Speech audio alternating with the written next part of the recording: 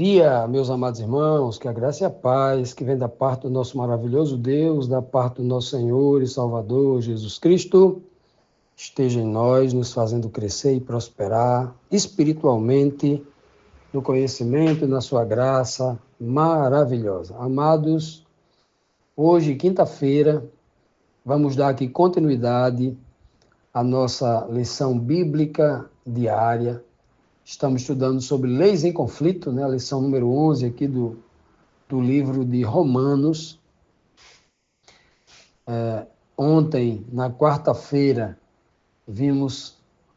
estudamos aqui dois questionamentos muito importantes, né? Paulo chega à conclusão de que é um homem miserável, né? Olhando para a parte carnal nele, né? Ele é um homem miserável. Apesar de saber que o homem espiritual nele amava a lei de Deus, né? Ele tinha deleite na lei do Senhor. E ele pergunta quem é que vai livrar ele do corpo da morte, daquela morte, né? E ele mesmo responde dizendo que dá graças a Deus por Jesus Cristo, por Deus ter providenciado Jesus Cristo, né? Para a sua salvação. E aí, a partir de Cristo, do exemplo de Cristo, ele agora se via a Deus com entendimento da lei de Deus. Não mais como ele se via quando era um religioso judeu, né, que guardava mandamentos sem entendimento. Né? Agora ele se via com entendimento, como isso é belo, né? E hoje, dando continuidade a essa lição, finalzinho ali do capítulo 7 de Romanos, né, onde Paulo fala essa dicotomia entre as duas leis, a lei da carne contra a lei do espírito, a lei do pecado e a lei de Deus, né? A lei da desobediência, o homem desobediente e o homem obediente. Essa é a dicotomia no capítulo 7. Vamos entrar agora no capítulo 8, né? Quando nós temos aqui o seguinte questionamento. A pergunta 9 diz assim: para quais pessoas não há condenação? Para quem anda segundo a lei do Espírito em Cristo, ou para aqueles que andam segundo a lei da carne do pecado? Romanos 8, verso 1 diz assim: portanto, agora nenhuma condenação há para os que estão em Cristo Jesus, que não andam segundo a carne ou a lei da carne, mas segundo o Espírito, segundo a lei do Espírito. Então, Paulo aqui, no capítulo 8, versículo 1, ele chega a uma conclusão. É como se ele fizesse um resumo de grande parte dos versículos bíblicos que a gente leu lá, examinou lá no capítulo 7. Ele começa dizendo, portanto. Portanto, aqui é uma frase explicativa, mas também com tom conclusivo. Portanto, eu concluo que nenhuma condenação há para aqueles que estão em Cristo Jesus, que andam segundo o Espírito. É isso que ele conclui aqui, né?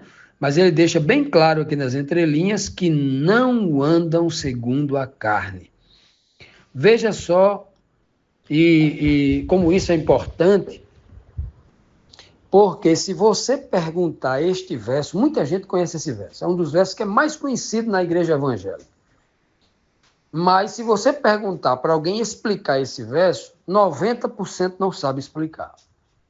Por quê? Porque criou-se um discurso cultural, tradicional, na maioria das igrejas evangélicas, que é aquilo que nós chamamos de a graça barata. Muita gente vai dizer assim, já não há mais nenhuma condenação para a gente. Que mentira é essa? A condenação, sim. Principalmente para os evangélicos que não conhecem a verdade. Estão vivendo em condenação, como é que não há condenação? Então, na cabeça de muita gente, eles ficam só com a primeira parte do verso. Não, nós estamos agora no período da graça, não há condenação mais nenhuma para a gente. Mentira! Só não há condenação para aqueles que estão em Cristo Jesus, andando na lei do Espírito. Crentes que estão andando presos à lei da carne, crentes que estão privilegiando a carne, crente que só vive na igreja buscando prosperidade financeira, dinheiro, valorizando o homem exterior, achando que a vida eterna é essa, valorizando apenas essa vida temporal, porque a vida não é esta, a vida é a eterna, estamos aqui apenas de passagem, e tem crente valorizando só esta vida. É o tempo todo na igreja, só vai para a igreja pedir emprego, pedir dinheiro, pedir cura, porque você está preocupado com essa vida. É um crente fraco, é um crente vazio, não tem nada de espiritual, não tem nada de Cristo nele. Por quê? Por quê? Primeiro, porque ele é desinformado. Não foi educado pelo líder de sua igreja que deveria pregar assuntos espirituais profundos para que o homem espiritual, nesse homem carnal, seja edificado. Mas o coitado vai para a igreja, só escuta carnalidade, só escuta, oba-oba, só escuta promessas para esta vida, é dinheiro, é saúde, é casamento, é restauração de empresa, o tempo todo. Pergunta é, e aí, como é que esse pobre coitado não está em condenação? Vivendo em condenação? A Bíblia é clara. Agora já não há mais nenhuma condenação, está todo mundo salvo. Os que estão em pecado, os que estão agora vivendo em abominação, estão todos salvos. Se eu for recortar texto, não, o texto é claro. Não há condenação para os que estão em Cristo Jesus. Deixa bem claro, os que estão andando segundo o Espírito. E segundo o contexto aqui, quem é que anda em Espírito? Aqueles que guardam a lei do Espírito, a lei de Deus. Contexto anterior. Por que esse verso está subordinado ao texto anterior? Por causa da palavra portanto. Portanto, significa que ele está resumindo o que ele acabou de falar nos versos do capítulo 7, do versículo 10 em diante.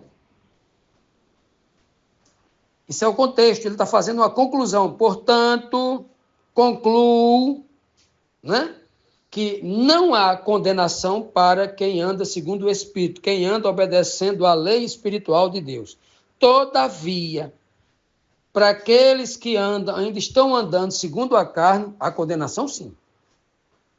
Quem está andando segundo a carne está andando em condenação porque não está obedecendo a Deus, não está confiando em Deus, está confiando no mundo, está confiando na sua própria carne, está em desobediência, está afrontando a Deus, está contra Deus. Como não está em condenação? Então é muito importante que nós entendamos estes versos, porque tem muita gente acreditando nesta graça barata, que está todo mundo salvo, não precisa mais guardar lei nenhuma, estamos vivendo o período da graça. Que graça é essa, Na verdade, eles estão pregando uma desgraça, porque estão enganando o povo, não estão ensinando corretamente a palavra ao povo, e estão conduzindo o povo pelo engano, um povo desobediente. E tem mais, e tem pastor aí brabo, viu? Tem pastor aí brabo, completamente inconformado com a situação mundana em que a igreja dele está, gente vivendo de todo jeito, mas ele é uma incoerência, ele é a própria incoerência em pessoa, porque ele mesmo disse que não tem mais lei, as pessoas viam como quiser. Aí agora ele está chateado, porque o mundo entrou na igreja dele. Não tem moral nenhuma para cobrar, porque ensinou errado. Ensinou errado, disse que não tem mais lei, vive na graça barata, então como é que ele pode cobrar das pessoas? As pessoas vivem como quiserem, vivem na anarquia, que é o que eles inventaram. Continuando, amados, vamos aqui para a próxima pergunta, a pergunta 10, que nos diz assim: é a obediência à lei de Deus que nos livra da lei do pecado e da morte? Será que esta lei, a lei da obediência, a lei do Espírito, a lei de Deus, ela nos ajuda a nos livrar do pecado e da morte? Vamos perguntar aqui então a Paulo. Paulo vai continuar aqui, Romanos 8, 2, Paulo diz assim, porque a lei do Espírito de vida em Cristo, está em Cristo, me livrou da lei do pecado e da morte. Aqui ele é conclusivo, Então veja que o versículo anterior, que não pode ficar descontextualizado desse verso, a gente leu claramente que nenhuma condenação há para os que estão em Cristo Jesus, que não andam segundo a carne, mas andam no Espírito. Aí ele explica agora, porque a lei do Espírito de vida, a lei do Espírito é para a vida, Por que a lei do Espírito de vida? Porque a lei do Espírito está em Cristo, está baseada no exemplo de Cristo, aquele que foi obediente até a morte de cruz, diz o apóstolo Paulo. Aquele que foi obediente, mas foi obediente, foi, como diz o livro de Hebreus, 4, versículo 15, que foi tentado em todas as coisas, assim como nós, como cada um de nós, mas foi encontrado sem pecado. Então, este é o Cristo que a gente tem que imitar, um Cristo obediente à lei de Deus em tudo, que não pecou em nada, né? E aqui está, por isso que a lei do Espírito em Cristo me livrou do pecado e da morte. Então como é que eu posso ficar contra a lei de Deus, a lei do Espírito de vida, se ela é quem me livra da lei do pecado e da morte? Porque é um contra a outra. As duas leis estão em conflito. Eu estou de um lado, eu estou do outro. Agora, se eu digo para as pessoas, não, esse negócio aí, negócio de lei, não tem mais lei não, acabou-se. Vivemos agora no período da graça. Embora não haja isso em lugar nenhum da Bíblia. Eu ainda estou procurando um pastor, um teólogo, que até hoje me mostre isso na Bíblia, que isso não existe. 99% dos pastores evangélicos, formados segundo instituições perversas, curso de teologia que só não vê a Bíblia, vê todo tipo de matéria, mas a Bíblia ninguém estuda, né?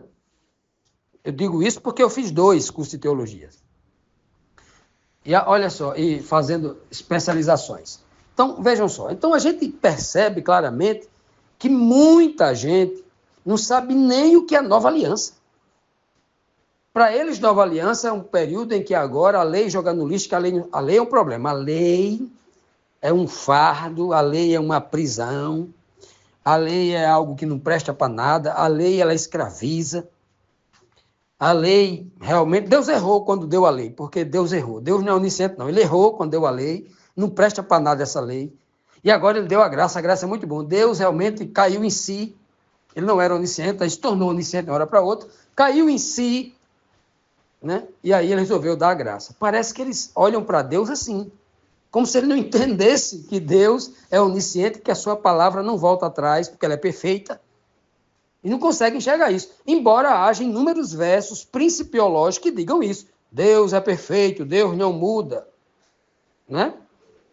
Tiago vai dizer em 1,17 que ele deixa bem claro que toda dádiva, todo dom perfeito vem do alto, descendo do Pai das luzes, em quem não há mudança, nem sombra de variação. Deus não pode nem variar, imagine mudar. Mas parece que esse povo não vê dele. Ou então Malaquias 3,6, né? Parece que os pastores gostam muito de Malaquias 3,10, mas Malaquias 3,6 eles não gostam, não. Eu, o Senhor, não mudo, por isso vós, filhos de Jacó, não sois consumidos. Eu não mudo, Deus não pode mudar. Senão ele não era onipotente, onisciente, ele não seria onisciente se ele mudasse. Né? E daí, meus amados, olha o problema grave que se criou nas igrejas, justamente porque estão pregando uma graça barata. A igreja, ela se parece mais com o mundo a cada dia que se passa.